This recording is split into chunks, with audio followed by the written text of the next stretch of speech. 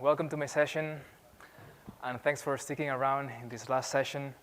So my name is Sergio Almar, and today I'm going to show you how to use real-time to make your applications alive. Right? So we're going to see a little bit about server-side events, how to use WebSockets with Spring, right? So you can use real-time or develop real-time applications with Spring.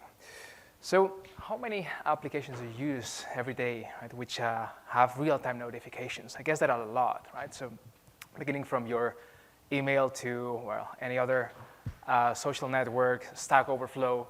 Right? So when you go to Stack Overflow, that site kind of feels alive, right? So you get notifications, post a question, right? So you get the answer right away, right? So you get points right away, right? So it's kind of engaging, right? So it basically makes you stay there, right? So it's kind of feeling alive. So take a look at the history, right? HTTP 1.1, which is what we use today, right, has like 16 years already, right? So it's quite old. It's like, it was basically meant to be for this request reply kind of pattern, right? So it was not built to basically the use cases that we have today, right? So in today's applications, we need like real time. We need to push notifications, right? So the use cases are quite different from like 16 years ago.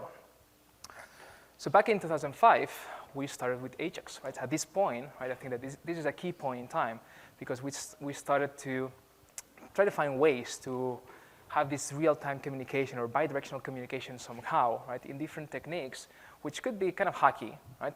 But it kind of worked right on top of what we had, which was HTTP 1.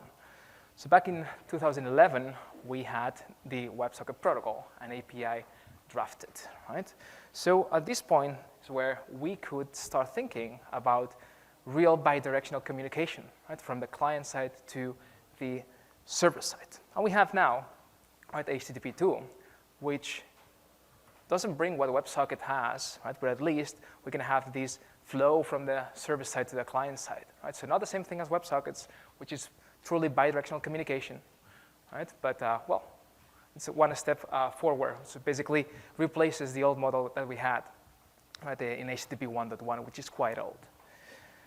So the hacky ways that we had to enable this real-time communication, right, was one of the ways was polling, right? So using the REST endpoints, we constantly asked those REST endpoints whether they had new information. So we constantly were doing requests, getting response, request, response, until we got something new. But that basically does a lot of requests, and maybe we don't get anything, and the client side needs to be constantly polling, right? And in order to try to get like new information from the server side. So that should be, that's basically how it looks like in JavaScript, where we set an interval and we basically start polling over and over again, right? So you can define the frequency of polling, but if you poll like every half a second or a second, that translates into a lot of requests, which shouldn't be done because maybe there's nothing, right, on the server side. So we found another solution, which was long polling, right? So in this approach, we basically started a request, and we left that request open until the server side had something to tell us, right? So when there was an event from the server side, we got the response. And at that point, we started another request. So the server side basically sent us whenever it had something to tell us. But, I mean, it's the same thing, right? So we still use HTTP, right? So we have to start the request, leave that request open, right? Not bidirectional at all. And then we had HTTP streaming, right? Which is basically leaving this HTTP request. And the server side will send some kind of partial responses, right? So it can leave the connection open and basically send, right, events, right, on that same connection. So that was basically another hacky way, right, that we had, right, to kind of simulate this request, this bidirectional communication. Not talking about Flash, not talking about iframes, right? So there are actually more techniques than these three that we see here, right? But these are some of the techniques that, using the current model, HTTP 1, right, we used, right, in order to simulate this bidirectional communication. So server-side events. Server-side events is nothing more than one form of this HTTP streaming, the last form that we have seen, right? So server-sent events is nothing more than having a standard way to do this HTTP streaming. But as we have seen, this is a unidirectional communication. So it's basically the server that is pushing, right, to the client. As the name says, it's server-sent event.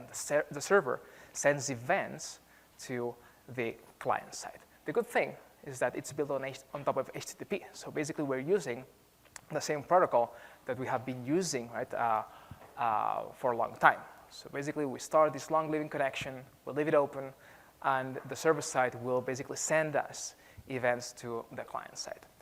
So HTML5 introduced what's called the event source API to use server-sent events, right? And basically, that's a JavaScript API, which, well, we're going to see that in a second. But that will be like the workflow that we're going to have, where we start a request, we have a page loaded, and at this particular point, we create, right, an event source. Right? So this will basically be this long-living connection that the server will use to stream events to the client side. We're going to leave that connection open so the client side, at the server side, can send us events. But again, it's one-way communication. So we see here that the stream is sending to the client just one way, right? No bidirectional at all. Right? So just one way. But still, we can get these push notifications from the server side. So here's how the event source API looks like, right? So that's JavaScript API, part of the HTML5. And we see here how we create a new event source. At the end of the day, that's going to point to an endpoint, right? An HTTP endpoint. And we can add event listeners to that event source. Right? So we can filter the type of events that we want to receive. You can actually receive all the events, or we can filter them out, right? Like in here where we add an event listener for something called memory, we add an event listener for something called uptime, right? So it's up to you what you want to receive, right, on the client side. It happens that Spring 4.2, right, the new release, current release, has support for server-sent events. So now, from your controllers, you can start like pushing notifications to the client side. So that's done basically using this server-sent event emitter. Right? So this will basically have a reference to this long-living connection. So you can use this server-sent emitter to send events to that particular client. Right? So basically how it works is that in your controller, you return this server-sent event, right, which you can then use to stream events back to the user. So I'll try to do some live coding here, right? So we're going to take an existing, not an existing application, but basically this application, which I called Spring Questions, right? So it has this UI. It's going to be the next Stack Overflow for Spring, but we're going to start from somewhere, right? So that's a kind of a static page where I have a button to create a new question, right? And I just type a new question here, right? How does this work, right? And for now, that doesn't do anything, right? So it's not doing anything. So we're going to use this and server-send events and WebSockets, right, to bring this application alive. Great. So first thing that we're going to do is to basically start with the event source API. We're going to start creating this event source. So here I have my, my page, right? That page. We only have one HTML page. And I'm going to start with an event source. Right? So I'm going to create a new event source, and I'm going to define the endpoint, which will be like questions, for instance. So now we have seen that we could define event listeners for that particular event source. And I'm going to define a listener which takes events of type Spring. Right? So I want to receive questions which are Spring questions. And I'm going to define a callback, so whenever I receive an event, I can react on that event. So I define here an event, and what I want to do is when I receive this event, I want to post or to put the question right on the website. So I have here the code for that, so I don't have to write it. So I'm just going to put it here, and that's what's going to be done right when an event of type Spring comes in. So now we have Now we have the client side, so JavaScript. So a lot of typos for sure, right? So no one gets it right the first time with JavaScript. So now we have the client side. Let's go on the server side, where we're going to use Spring for that. So we have here a endpoint, which is this new question. That's what's used when we create a new question. So that's basically what we're going to use to send the question to the server side. But now let's define the endpoint for the server as for the event source. So I'm going to define an endpoint for that. So here it is. Right? So I have this endpoint called questions, where I defined this server sent emitter, and I'm going to store this server sent emitter, right? Because I want to use that server sent emitter to push notifications back to the user. Right? So whenever a question comes in, which is basically what we do down here. Can you see that from the back? Yeah. Right, so I'm going to go through all my server sent emitters, and I'm going to send the question. Right?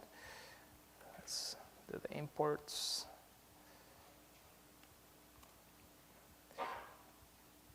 Here's a typo, like always. And I'm going to send, and we see here that we can pass a builder. Right? So we can build an event of a particular type. So we have actually in the client side that a listener for the events of type Spring. So I'm going to use the builder to build an event with the name Spring, and the data that this event will contain is the question that has been posted. All right, great. So now, let me fix that. Let's surround that with try-catch blocks, because the container sometimes doesn't understand, right, whether a server sent emitter is valid or not. Actually, on the client side, there's no notification, or the server side doesn't know whether a client is gone or not. So we only know whether a client has disconnected if we send some data to that client, right? And the pipe is broken, right? So that's basically the only way that we have to see whether a client is gone or not. All right, so I have my emitter in here, right? So that's basically the endpoint that the client will consume. I'm storing that emitter, so when a new question comes in, I'm going to basically broadcast all this stuff to all the emitters. Another thing that you can do is to basically define server sent emitter. Define a callback when the emitter is completed. So when the async request is completed, so when we detected that the client is gone by sending some data which will be sent to a broken pipe, then this callback will be executed. So what we can do is that if there's any error or whether the async request has been completed, I'm going to remove the emitter from my list. So I'm not broadcasting to clients which are gone already. All right, so that should be it. Right, so that should be everything. So now we should be able to go to Spring Questions and send the question again. So how does this work? And here we see the question has showed up in here. So we start another browser. Let's put it here, localhost and I send an event here. So second question, right? So we see that the question is broadcast to all the clients, right? In here and in here. So how does this work? Actually, if we take the developer tools and we do some debugging, sorry, let me rephrase that again. So we see here that there's this questions request, and that's basically the event stream. So here we're going to see all the events that come in. So if I post another question here, and I submit that, we see that there was an event coming in of type string, or Spring. Right? So we are filtering out the events. We are reacting only on the Spring events. Right? So that's basically what we're going to get. That could be a JSON. That could be anything. Right? So we're just sending like a plain strings. But if you want to send like a more complex structure, you can use JSON and parse that JSON and so on, which is usually what we do. Is there any connection limitation? Say it again. Connection limitation, like on the browser. So at the end of the day, it's HTTP. So the limitation, right, is HTTP. That's it, right? So if your browser limits your connections to 6 to the same server, that's the same limitation that we're going to have. Well, the question was, is there any limitations of the number of clients that we have, right? So at the end of the day, we are just building on top of HTTP, right? So it's a form of HTTP streaming. All right, so that was it, right? So from this screen, we were sending or consuming the REST endpoint, right? So posting the question, and we're broadcasting this question. So now, let's continue. That was a little bit about server-sent events, right? So it's actually one-way communication, right? The streaming from the server side to the client side, right? But the client side cannot interact in that communication. So that's why we're using REST, right? Or actually this post request, normal HTTP request to send the question. So now let's go to WebSockets. So how many of you used WebSockets before? How many of you used the Spring WebSockets before? Most of you, right? Great. So what are WebSockets? Right? So the WebSocket protocol defines a way to have this real-time communication, right? Bidirectional communication from the client side to the server side and the server side to the client side. So the standard protocol, right? So we have the protocol and the API, right? Two different things. And the good thing about the WebSockets is that we are going to use the same ports as HTTP, port 80, port 443. But HTTP is not what we're going to use. We're going to use HTTP just in one, or for one request, which is the initial one, right? The handshake. Whenever you want to use WebSockets, you have to negotiate, right? So first of all, you have to do a GET request, and this request will come with an upgrade header, which will tell us whether we can upgrade to WebSockets or not. Actually, the response will tell that. So that's the only place where we use HTTP, for the handshake, right? After that, we are basically upgrading to WebSockets, and that's a TCP connection. So we don't have the HTTP protocol anymore. We'll be in a TCP connection, raw connection with no protocol at all, just bytes to be sent up and down. That's it. The good thing about WebSockets, though, is that it has a really small overhead. In the polling example, right, we were constantly doing like HTTP requests. So that has a lot of overhead because we need to send all these HTTP headers all the time. In a WebSocket, we only have like a frame, right, at the very beginning and a frame at the very end, right, of the message.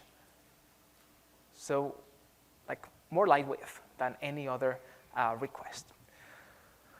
So when should we use WebSockets? So every time that you want to do some kind of real-time notifications, right? So of course, gaming, right, is a really big market for WebSockets, but that's not the only place. There are a lot of collaborative collaborative apps where when you go to Google Docs, right, when you share a document with other people, right? So this is real-time communication where you see what the other guys are doing, right? So that's another use case. Financial markets as well, where you have to stream, right, all these stock quotes in real time. Social feeds, right, when you go to Twitter, right, you want to get all these feeds, right, or any other social networks, chats, right, and many more. And actually, there's a trend now where actually I'm seeing like a lot of WebSocket-based APIs. So you are not consuming your WebSocket API, but you let someone else, third parties, to consume that WebSocket API. So you're going to see that quite a lot in the Bitcoin exchange, right? So a lot of big Bitcoin companies are like exposing its API, right, through WebSocket, so you can get real-time notifications, right, on the changes of prices and so on, right? So Coinbase is another one, Bitstamp, OKCoin. So there are plenty of them which provide a WebSocket API, right? So Daxport, these guys, which basically give you the stream of all the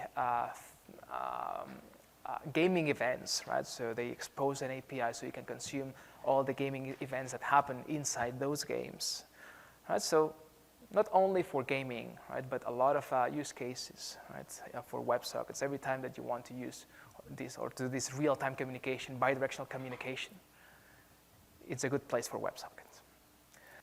So is anyone interested in WebSocket? So doing a Google search on Google Trends and just typing WebSocket, we see here a clear trend, right, where like we are using, or interested at least, right, in WebSockets more and more. So we see that we started back in 2009, right, where we started talking about, right, this real-time communication. And today, right, the trend is growing and growing, right, going up. Right, so certainly, right, it's something that you need to consider, right, so going real-time. Right, so that's actually the only way we have nowadays to go real-time. So we take a look at the WebSocket API. It's quite straightforward, right? So we're talking about the JavaScript API here, right? Part of HTML5 as well. So notice how we start something called a WebSocket, but we are not using HTTP as the schema, but WS, right? So that's basically starting a WebSocket on a particular endpoint, right? In our case, localhost /WS. So at this point, we're going to do this handshake, right, with the server side. And the server side will tell us whether we can upgrade to WebSocket or not. At this point, we're going to have this long-living connection, right, with the server side, but we're not going to be in HTTP anymore. We're going to fall to, or actually to upgrade to a WebSocket, and we're going to be in TCP. So we see here that we have a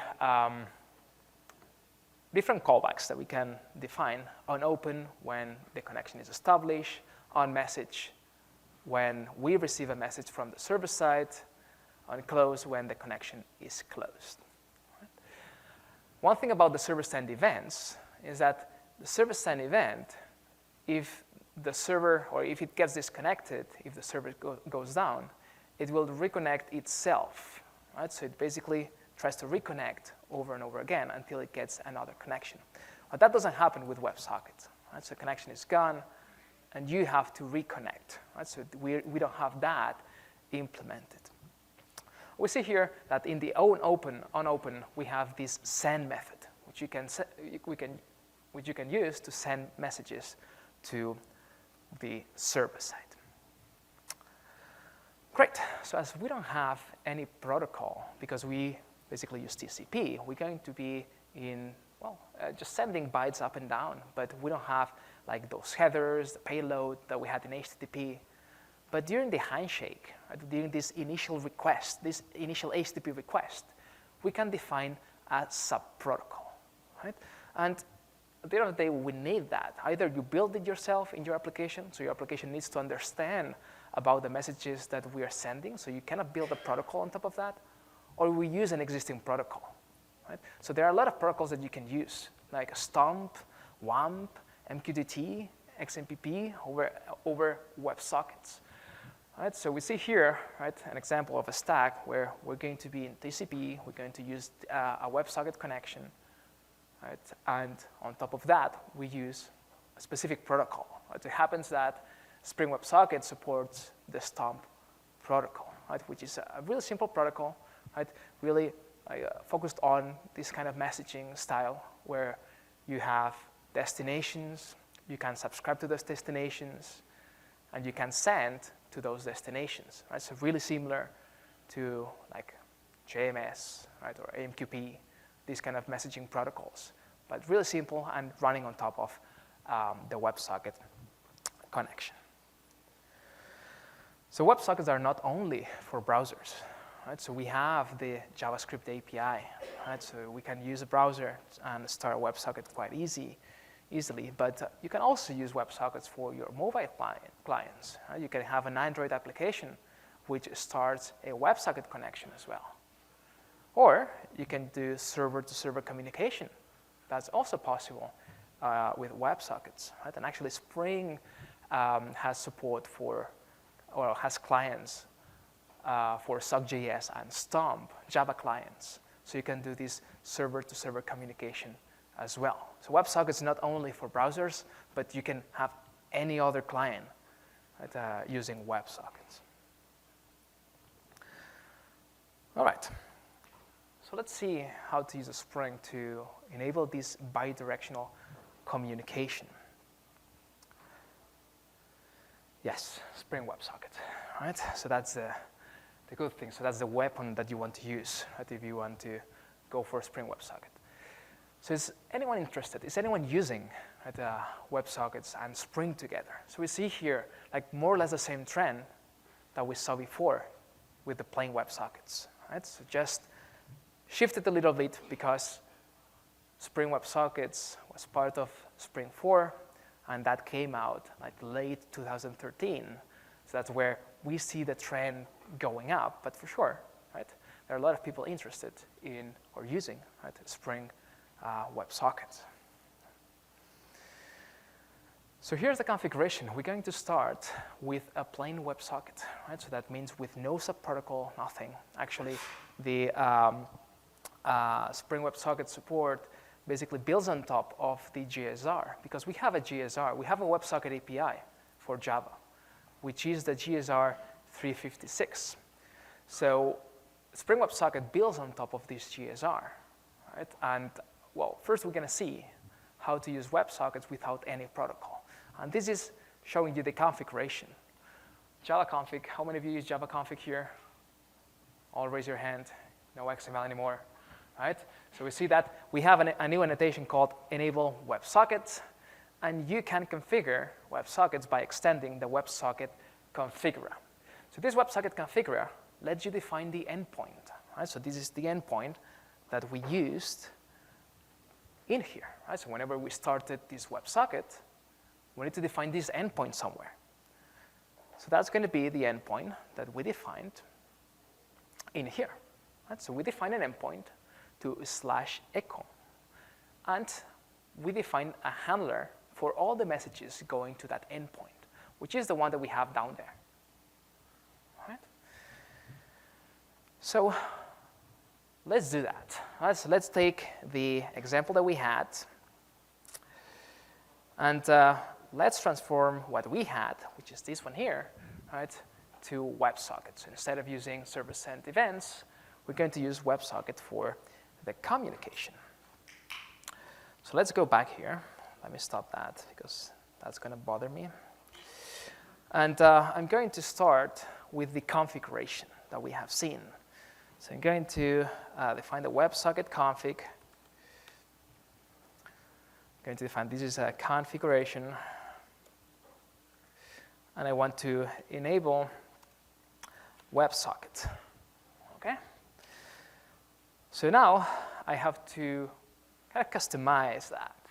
So if I take a look at the documentation, it tells me that I can customize that by implementing this WebSocket configurer. So I'm going to implement this WebSocket configurer and see what I can do with that.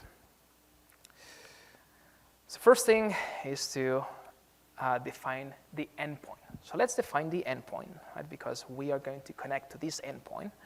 We're going to define that we have an endpoint, this registry.addHandler. We're going to define a handler in a second. And the path will be, let's say, /questions. Right? And the handler will be, right, a class which will handle all the messages. I have here a convenient class that I just created. And notice how I'm extending from something called text WebSocket handler. On a WebSocket, we can send either text messages, or we can also send binary messages. Right? So in Spring, if you want to define a handler, you can either define a text WebSocket handler or a binary WebSocket handler. Right? So we'll be dealing with text now. So that's why I define this text WebSocket handler. So I'm going to pass that to the registry. Right, so the registry is aware that every single WebSocket connection to /questions are going to be handled by the question handler. And what the question handler will do, well, it has these two hooks. We have a hook which we're going to implement called after connection established. So I'm going to keep the WebSocket session so I can broadcast to all the WebSocket sessions, really similar to what we've done with service send events. So I'm going to create temporarily a list of WebSocket sessions.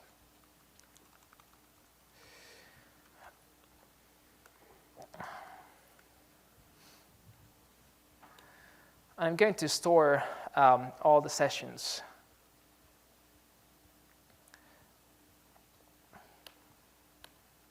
to the collection. So now, whenever I receive a message will be, in our case, a question, because we're going to refactor our application, and instead of posting to that endpoint, we're going to use the WebSocket connection to send the question. So whenever we receive the question, which is a text message, what I want to do is to broadcast that question to all the other connected users. So here we're going to go over all the sessions we have. And we're going to send a message, which will be the message that we receive. Right? And I want to have control over the exceptions. I'm going to the try-catch block here. All right. So now we have the server side. We have a handler. Whenever we get a question, I'm going to broadcast this question to everyone. So let's go and refactor the client side. So the client side was commonly implemented by using server send events. Right? So now we're going to get rid of that. Sorry. Let's just remove that so we don't have it here. So I'm going to start a new WebSocket connection. So I have a variable here called WS. So I'm going to create a new WebSocket connection. WebSocket, socket. And I need to define the endpoint. And remember that we're using WS for that. I'm going to the localhost 8080, and that's going to be the endpoint was called questions, if I'm not mistaken. Let's check that again. So that was the endpoint. Right, so we need to connect to that particular endpoint. So now I can define the callbacks. What should we do when we get a message? So ws.onMessage. And we can define a callback here.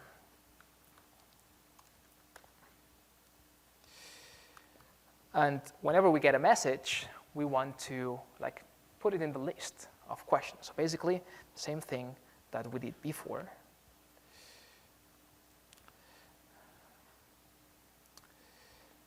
Here. All right. So that's called data. And let's leave it like this. And what I need to refactor as well is basically how we send the question. Right? So if we recall, whenever we send a question here, so this question was basically sent using a post request. So now instead of a post request, I want to use the WebSocket session to send that particular message. So I'm going to replace that. So I don't want that anymore. So what I'm going to do is to use the WebSocket session to send something. And this something will be what's in that text area. Right? So I'm going to use jQuery to get what's in that text area. We'll take a look at this text area. Let's see how it's called. That's called question text. Right? So I'm going to go down here, and I'm going to define that I want to get the value of what's in the question text area. All right? Great. So let's see if that works. Right, so I'm going to restart my application.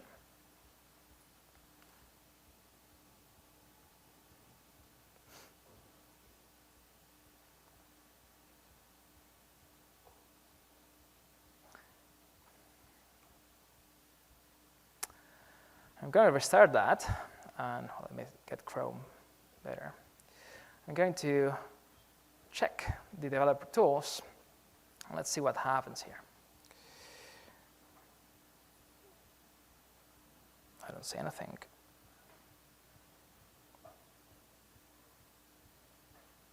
Let's check back that we did the right thing. There's no errors, or there is an error. So it's something that's always JavaScript. Always. So where's it?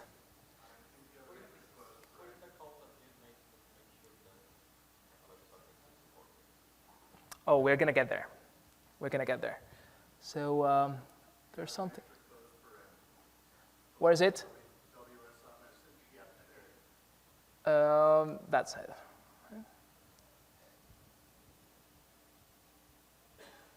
Where is it now? It's always the same. If you see it, help me out, because I'm not saying it. WebSocket looks all right to me. So if not, I have something to cheat, right? So I have always that ready, I think. Here it is. Right, so let's do that so we don't lose time here. And let's replace that with WebSocket for now.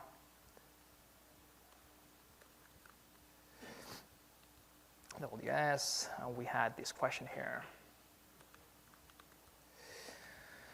All right, so let's try that. I don't know where we get this. Yeah, but that's not the problem here. It's always JavaScript. It's not type-safe language. So I don't know what we have here. Oh, here you go. We had this guy here. Let's see if that helps us out. Yeah, it was that. So let's put that in here. All right. I'm really sorry about that. Let's copy the whole thing then. Let's just start deleting again. Sorry about that.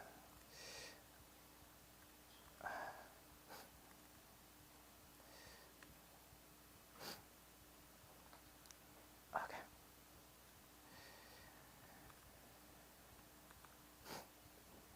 And this was questions.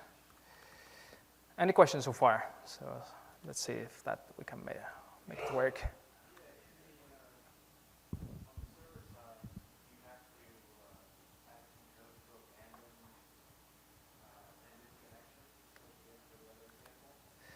To append, that's actually on the server side. So we are not storing anything on the server side. We're basically like pushing all the questions, but we're not storing anything on the server side. So in this example, we are going to basically get the new things, right? So not the old things, but you could do it. That's not what I mean with email.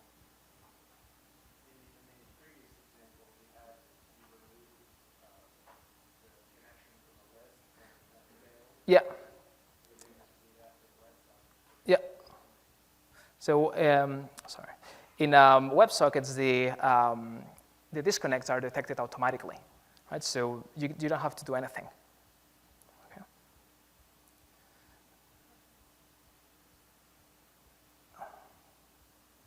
That's really embarrassing, to be honest, because that should work right away. Questions? Let me see the endpoint again. WS is actually up here, right? So we should get there. In 8080, and really not sure why we get this exception. That's really embarrassing, though.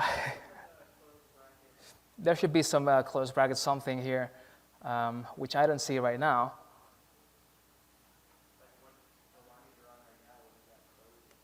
This one here? Yeah, that's nested here. So localhost 8080.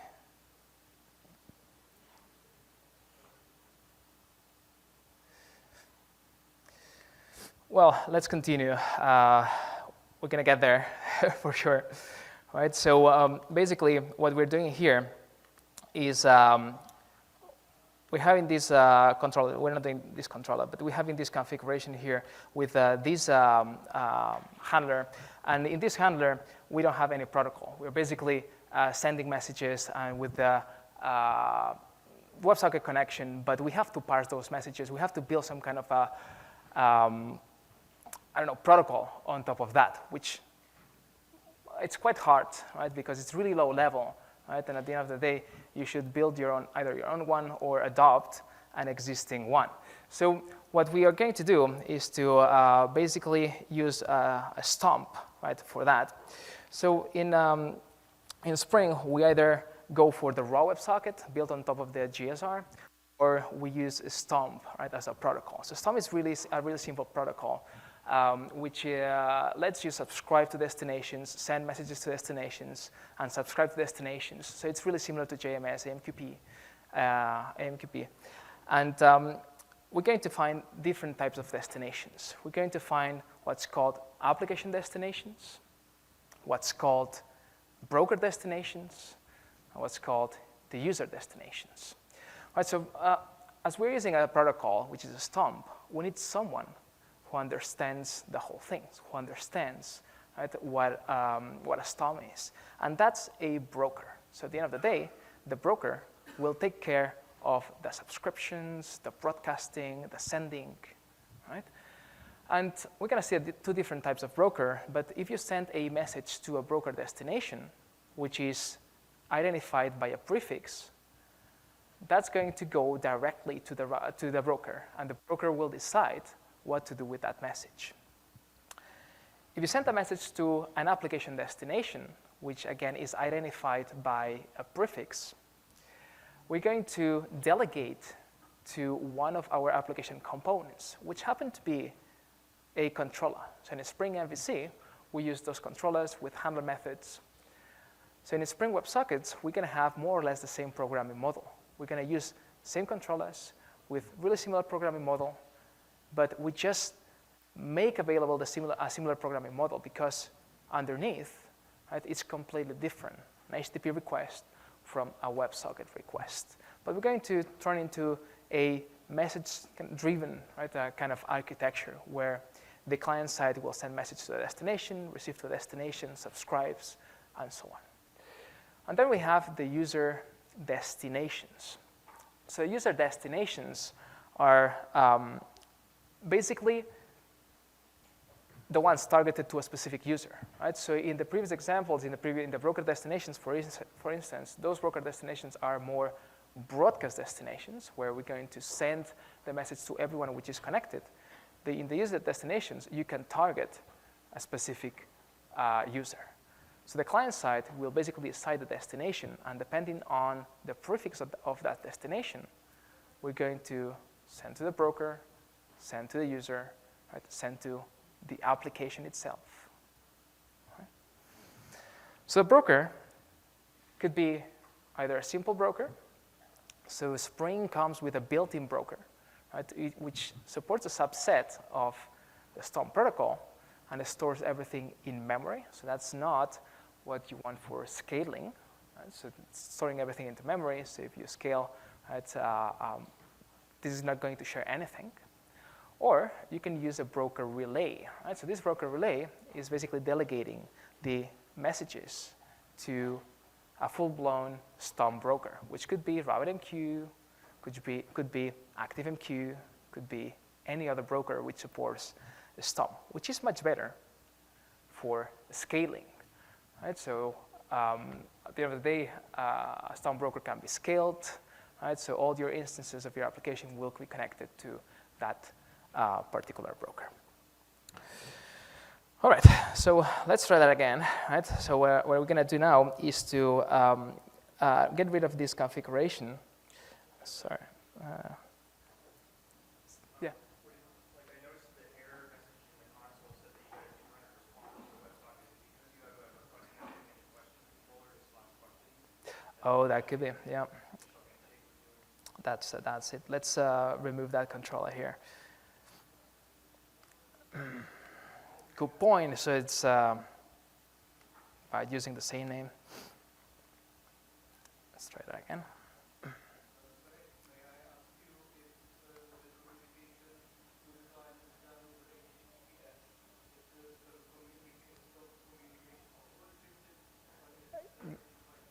Yeah, so WebSocket support WS or WSS, which is encrypted WebSocket. So you should always use encrypted WebSockets, right, for that.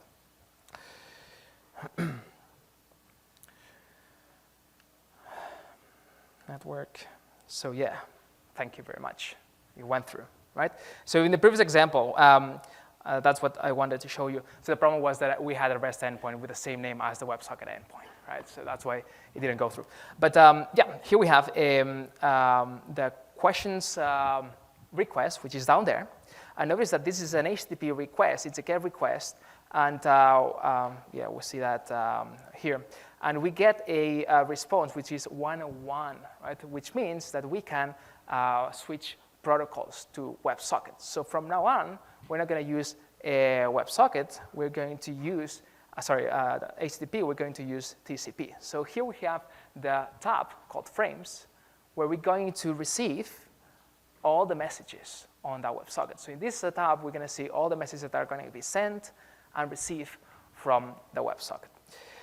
So we miss that chance, right? So we miss the demo from like plain WebSocket. So now we're going to go for the demo of Stomp over WebSocket. Right? The Stomp over WebSocket basically gives you a better like workflow, right? Where you can have a protocol right on top of WebSocket, and where you can map those messages directly into your controllers. So great. So now that it went through, right? Thanks for that. We're going to kind of refactor that. So here we had a simple WebSocket. So before going forward, what happens if a client doesn't support WebSocket? Right? So let's say that we're using an all Internet Explorer version, or we're having a like proxy load balancer that doesn't accept WebSocket connections. Right? So in that case, our application wouldn't go through. I mean, we won't be able to use WebSocket, so that connection won't go through. So whenever you use WebSocket, right, the fallbacks are really important. Right? So we should have somehow a way to fall back to another protocol if WebSockets are not supported. Spring supports SockJS. And SockJS basically provides the fallbacks for us. So the initial request is going to try to see whether we can use WebSockets. If we cannot use WebSockets, then it's going to fall back to another protocol, like long polling or polling, right, or using an iframe. Right, so the way to tell the server side to use SockJS is quite straightforward. So simply using this, where are you? With SockJS, we're going to enable the fallbacks. Right? So we just say that this endpoint uses SockJS. So whenever we enable SockJS, we do a request again. Have I saved the index questions? Yeah, we're going to see an extra request here, which is the info request, and that's done by SockJS. So this is the HTTP request that SockJS will do to see whether we can use WebSocket or not. It happens that we can use WebSocket, right? So we're going to fall back to WebSocket, and we see here that SockJS has some heartbeats implemented, because if you open a WebSocket connection, that's going to be a long-living connection. So what happens if that long-living connection doesn't have any traffic at all? Because there are a lot of proxies that will close that connection. So that's why SockJS has these heartbeats implemented. So there's something going on that connection. So the connection is actually alive. So that's why you see this H here in the frames, right? So going up and down, right? Just because of that. All right, so now that we have SockJS here, we are going to define the stomp client to be a stomp over WebSocket. And the stomp has more or less a really similar API. Sorry, SockJS had a really similar API. So now with the stomp, what we're going to do is to use the stomp protocol. So we'll be able to subscribe to destinations, send messages to destinations. So we're going to turn into more a message-driven architecture, right, from the client side to the server side. So I'm going to stomp subscription. So I'm going to get this to simulate the subscriptions. All right, so here we see that we have a callback. So we connect to WebSocket, right, using SockJS. So notice that we are using SockJS for the fallbacks, and then stomp over that connection. And here we see how we connect through the stomp client. So that will connect to an endpoint, which we haven't defined yet. And we have a subscription to /topic/questions. So this is /topic/questions will be, we're going to see how to configure that, a broker destination. Right? So every time that we send a message to /topic/question, we're going to receive it because we have subscribed to that destination. And we are going to react on that. Right? So we're going to see that in a second. So let's configure the server side for /topic/questions. Well, not for us.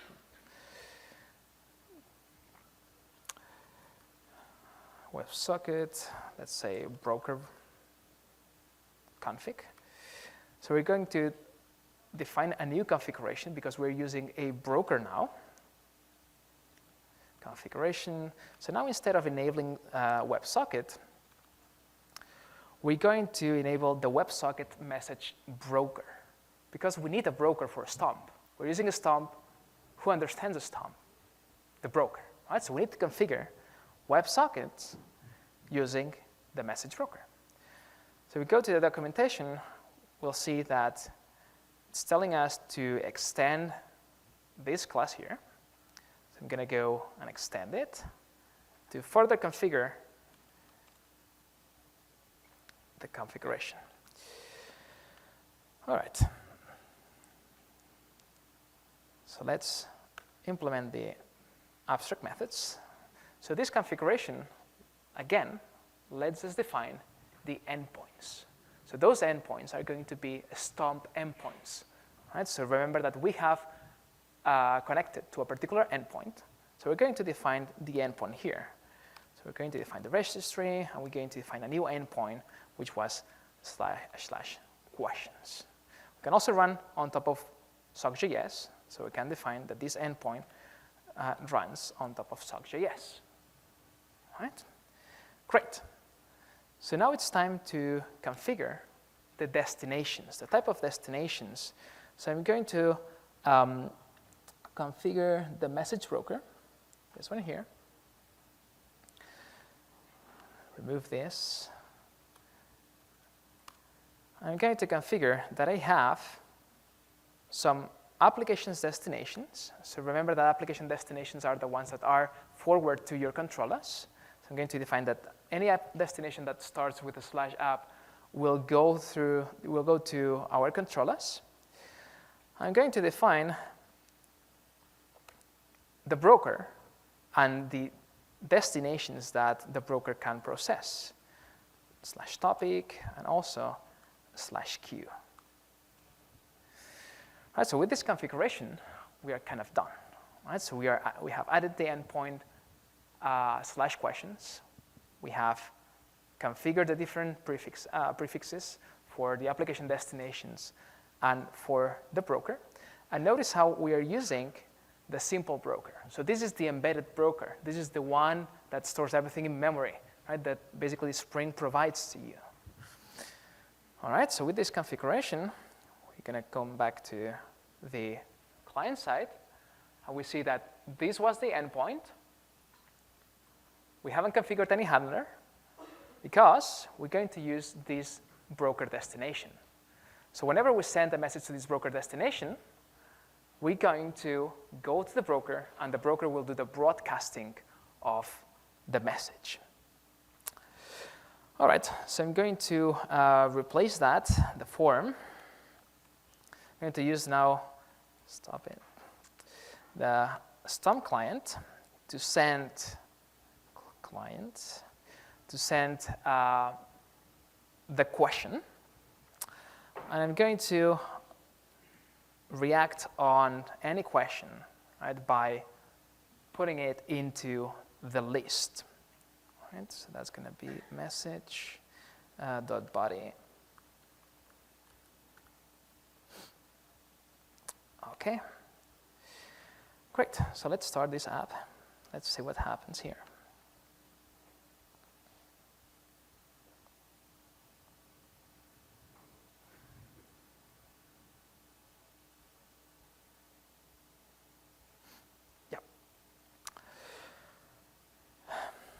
Great. So we had our WebSocket connection going on.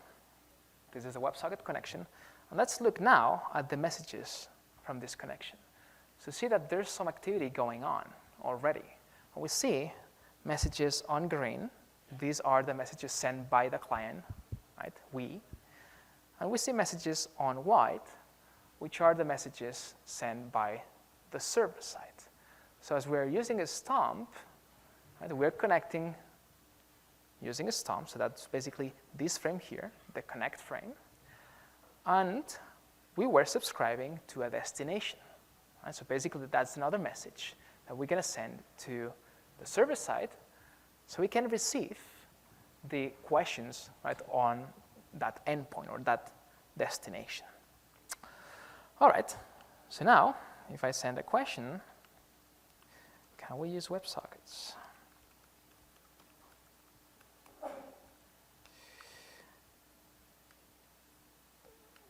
Something wrong happened here. Destination. Yeah. Let's go back to the client because that send is incomplete. Right? So actually, we have to send to a destination. So whenever we want to send, I'm going to send to /topic, of course, questions, no headers, and that's going to be the body. Right? So we missed the destination. It's not like a raw WebSocket where you don't send anywhere. You just send to the WebSocket connection. So we had to define where we wanted to send that message. So we go back to our client. Let's do that again. Can we use WebSocket? And here we see, right, how the question appears. Right, so we see what was sent. we see that we have a send command here, sending to the destination topics.question, and this is the payload. Can we use WebSocket? And so that was the message that we sent, and right after, we received a message. So we received a message on a /topic/question, and that was a subscription that we had. So that's why we are basically seeing that in the list. So if we open up another browser here, and can we use server send events, that will basically show right on both pages right away. So here and here. And basically, that's because we are subscribed to that destination. So that was a broker destination. So notice that we haven't mapped anything in our controllers. So what if we want to process that message?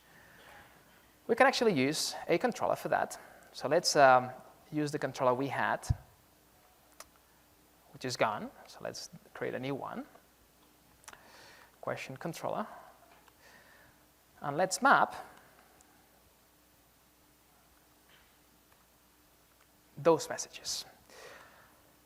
So now we're going to use a really similar programming model as in Spring MVC. I guess that you're familiar with request mapping for REST. So now instead of request mapping, what you can use is message mapping.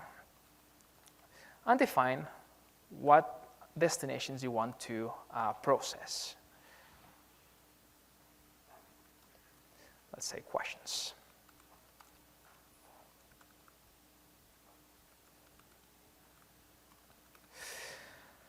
So every time that we send to an application destination, we're going to forward or delegate to our controller.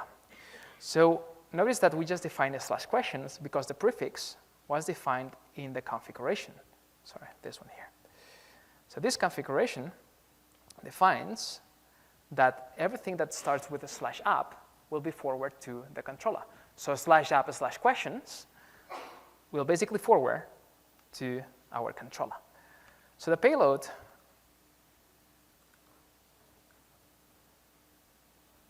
will come, right? Or actually, if you define any class here as an argument, Spring will try to map the payload into that class. It could be a JSON. In our case, we're just sending a string. That's why we are defining a string here. And notice that the return type is a string as well. So we'll be returning the same question with, I don't know, to uppercase. All right?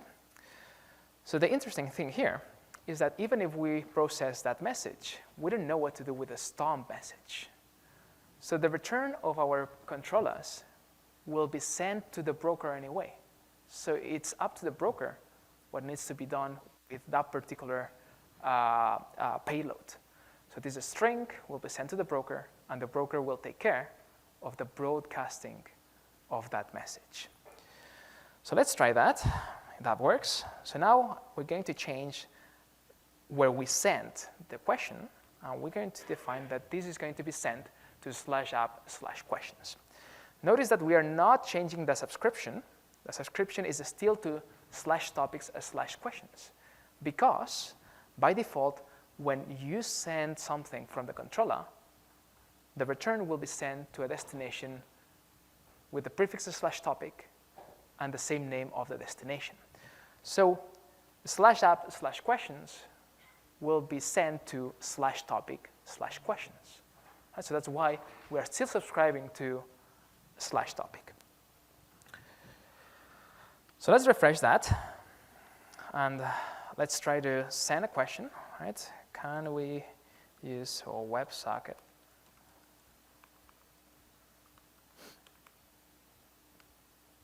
So we see here that the question came in uppercase because it went through our controller. The return of our controller was sent to the broker, and the broker did the broadcasting. All right? So these methods are quite flexible. I mean, the signature of these methods are quite flexible, right? Like in a Spring MVC, we can pass the principal, we can pass headers, right? We can pass several things, right? So by default, what the WebSocket configuration is going to do is this is going to pass the principal from the HTTP request, right, into the WebSocket session. Because we have seen that there's only one place where we use HTTP, the handshake. At that particular point, we're going to take the principal from the HTTP session and just pass it to the WebSocket session, which is completely different because we're not going to get access to HTTP anymore. So that's why we're going to copy that into the WebSocket session. So we're not having any principal here. So the configuration lets us define what's called a handshake handler. Right? So this handshake handler lets you interact with the handshake request to do multiple things. Right? So I have a handshake handler implementation. Not this one here.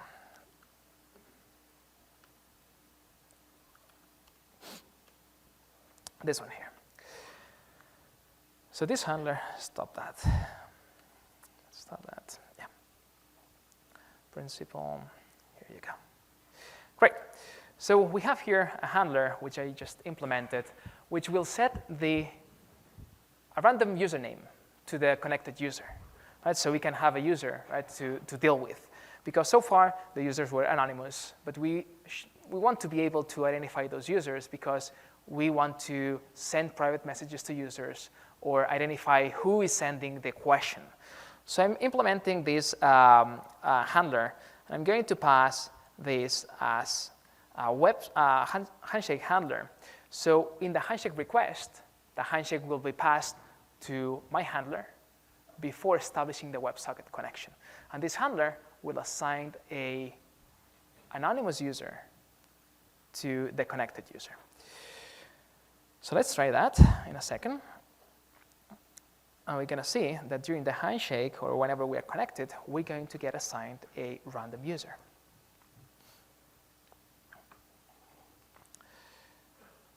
All right, so let's open the developer tools. Here you go. Great. So you can also use the console for that. Maybe you're going to see that better. Great. So we see here that in the connected event, we got the username, which basically is random, and we are called now old-fashioned gorilla. Right? So that's going to be our username. And we see that we retrieve this username when we connect to our endpoint. So now we can just go to our controller, which was this one here, and we can pass the principal, for instance. And we can add this principal to the question. So we can say this question was by, and the principal name. So we can identify the name, right, of the user that sent the question. So we go back to our WebSocket sample. We're going to send a message now. Can we use WebSocket? And we're going to see that the WebSocket was by Toxic Warrior, whatever. Right? So every time that we connect, we get a new username. But we're able to intercept that, right, and get the principal from our controller. That's nice. That's nice. Let's open another WebSocket connection here. And I know that this guy is called, let me open another tab here. Yeah. Localhost 8080.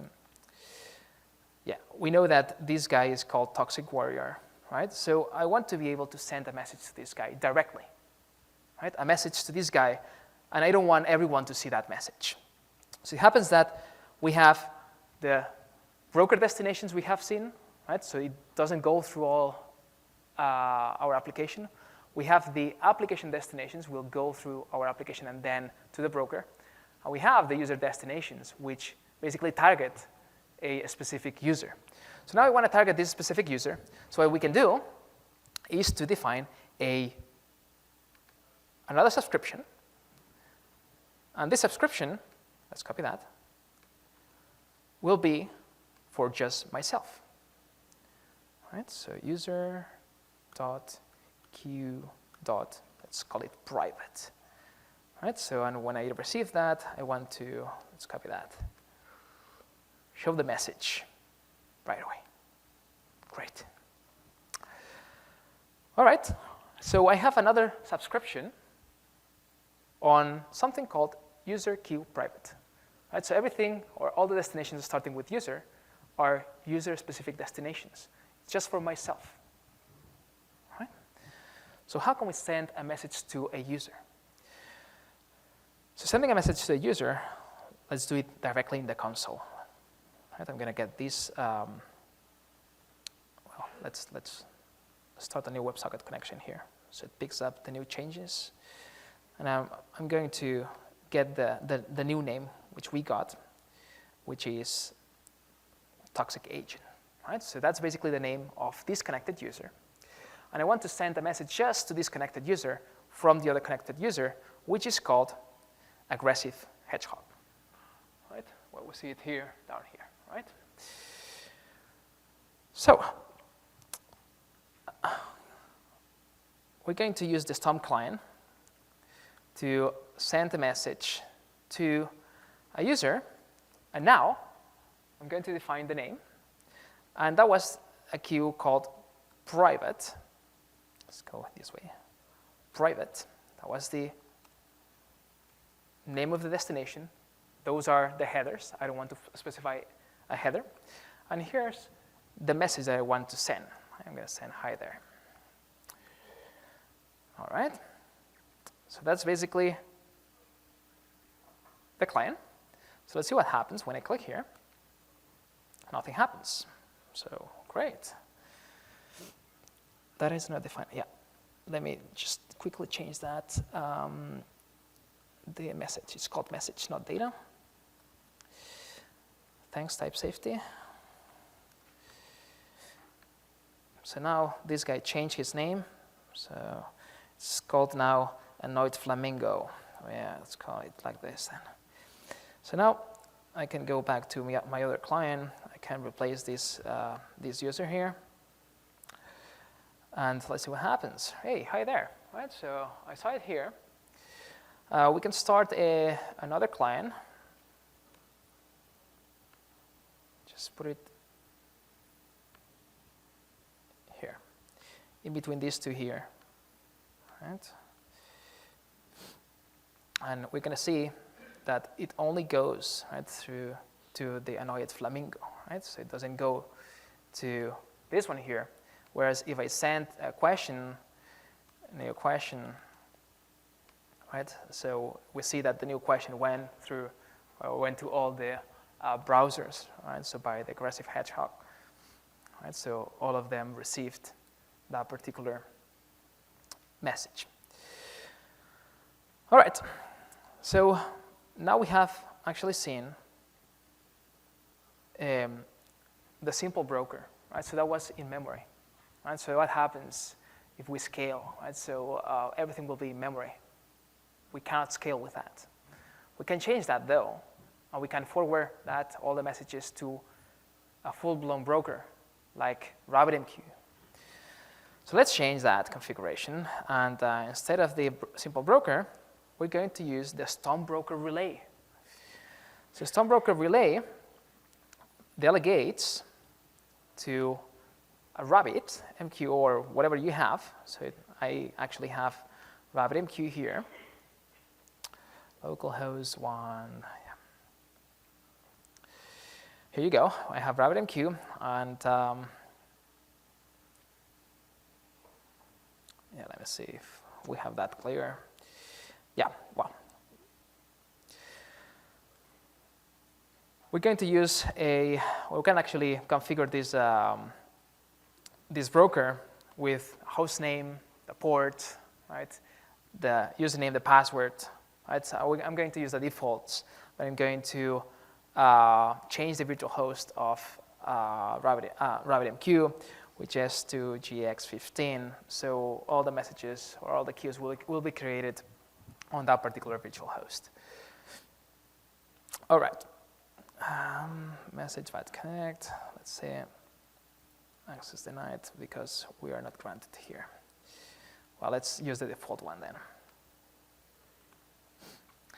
All right, so this will basically delegate to to RabbitMQ, right? So now RabbitMQ will process the subscriptions, will process the messages, will do the broadcasting for us, right? So internally, Spring is using Reactor TCP to connect to that broker, and for every single connected user, we're going to establish a connection to the broker, right? So all the destinations will be handled by RabbitMQ. So we have changed to Stormbroker. So if we go to our application here, we should be able to, well, maybe we're going to see it here. Yeah. So we see here that we are connected to RabbitMQ, so we're not connected to the simple broker anymore. If you connect to simple broker, the server says unknown, right? And if we try to send a message here, new question, you need to be connected as well. New question. And I submit that, well, we get the same message, right, on both screens. But that's not going through the simple broker in our application. That's going through RabbitMQ, right, more scalable. All right. Any questions so far?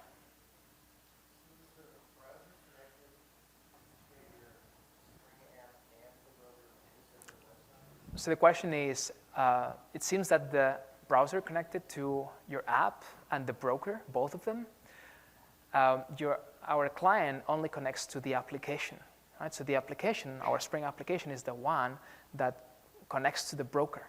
So there's no direct connection from the client to the broker. It's always going through the application. So the application will basically detect the type of message, and depending on the prefix, will delegate to your controllers, will delegate to the broker, will target a specific user, right? But there's no connection from the client to the broker directly. Okay. The application, yeah, that's right.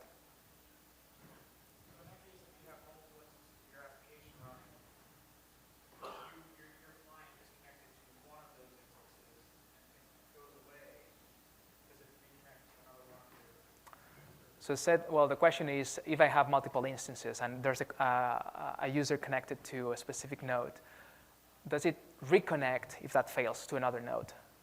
WebSocket doesn't have reconnection implemented. Server-send events will try to reconnect to the same endpoint, but in here, right, there's no reconnection. Reconnection needs to be handled by you, so you'll have to reconnect, right, to another node. Okay.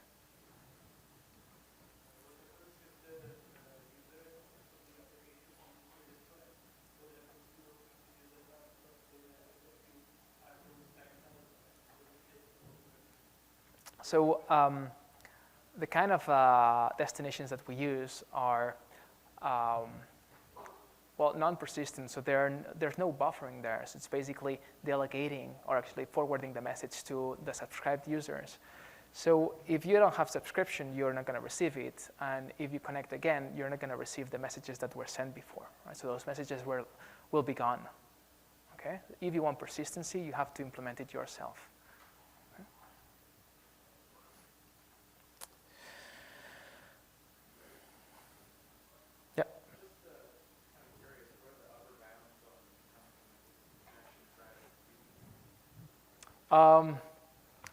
So if we take a look at RabbitMQ and you go to the overview, you have something called the socket descriptors, right? And here we have 138 available. So that means that I can only handle 138 connections, right? If I can go over that, I have to scale, right? So it all comes down to the server descriptors that you have in here. It's not about, right, how many connections can RabbitMQ handle, right? It's all about your operating system socket descriptors.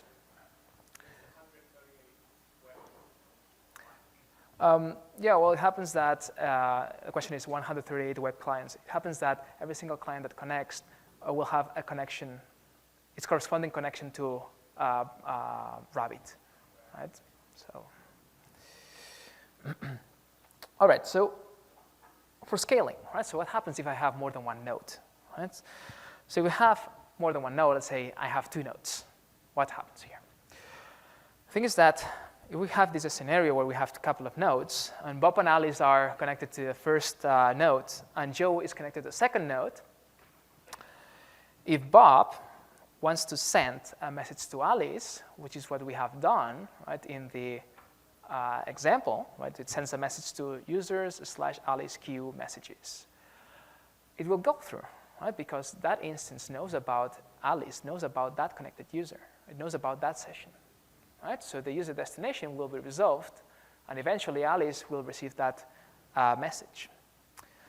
But what happens if Alice now wants to send a message to Joe? That particular instance doesn't know about that WebSocket connection, right? So that destination won't be able to be resolved. So that message will be lost. So Joe won't be able to get any message. But luckily, we have a property called user destination broadcast that we can configure at the broker level. So that's only if you use a Storm broker relay, right? So delegating to Rabbit, for instance. So when a node cannot resolve a destination or use a destination, it will send the broadcast message to all the other nodes in order to let them resolve that destination.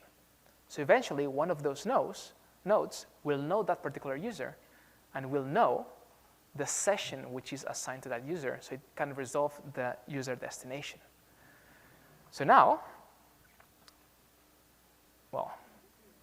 if we enable that, Alice will be able to send a message to Joe, because even if the first instance is not able to send that message using RabbitMQ, that instance will broadcast to all the other instances, and all the other instances will have the chance to resolve that destination, and eventually Joe will receive that message.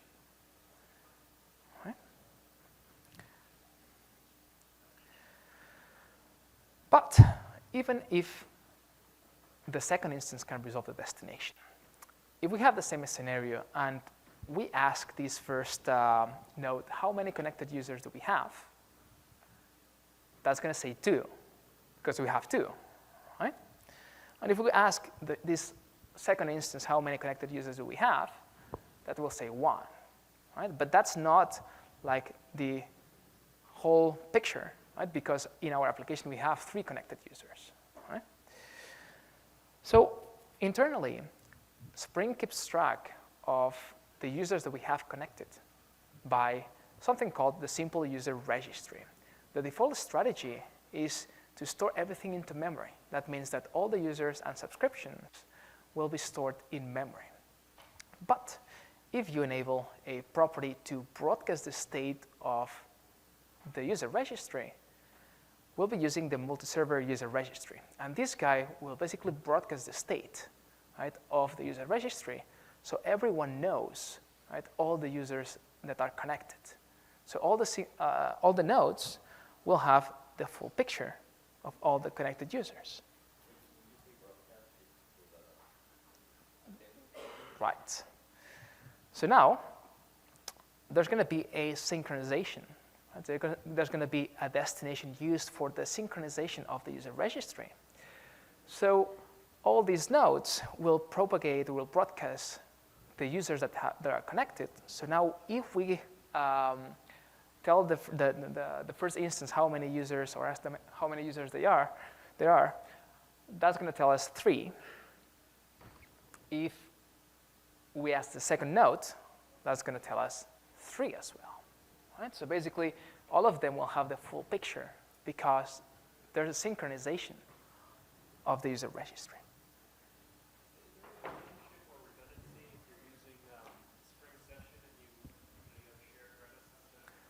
No. This is new in Spring 4.2, right? And when this was done, there were 2 options. Either you back the user registry by Redis, or you synchronize that using a messaging system, right? So the Redis support is not there. That's the only way to do it right now. But if you have Spring Session, But you're not using the session here. There's no HTTP session. you have a WebSocket session, right? But that's not using the session, right? The simple registry is storing all the users in memory. So it's not using the session at all. Right? So even if you use Spring Session, that won't help, right? So internally, it can become really chatty, right, at some point, right? So that's the first initial support to support like multiple servers or nodes, right, with WebSockets, right? But all of them are broadcasting the internal state, right, and all the users actually. When you talk about broadcasting, are you talking about like subnet broadcasting? No. Question is, when I'm talking about broadcasting, are we talking about satnet broadcasting? No. Whenever you configure that, using this user destination broadcast, you define a destination, right? /topic, / unresolved user destinations, for instance. That's going through Rabbit. So all the nodes are connected to Rabbit. So there's going to be a destination which is used just for this, right? So it's not about at the network level. Okay. The multi-server registry, what happens when one of the nodes either gracefully or ungracefully go out offline? Mm-hmm. Is that any sort of resolution for now that node was then moved its sessions? Mm-hmm. Does the registry have any sort of cleanup process associated with it? Well, so every single node broadcasts like every 10 seconds. So we notice that this is not there anymore, right? So the only support that we have now is just this, right? So broadcasting, right, the internal state, and basically based on these 10 seconds or 20 seconds, right, we know that someone is down. All right. Any other questions so far? Do you have any endpoints or metrics for WebSocket? Is there any endpoint for metrics on WebSockets? No, there are not. I just built some Spring Actuator endpoints for WebSockets. So about to send a PR, and it will basically tell you, or you'll be able to debug all the messages that go through the system, the endpoints, and the stats as well. Actually, well, it's not exposed here.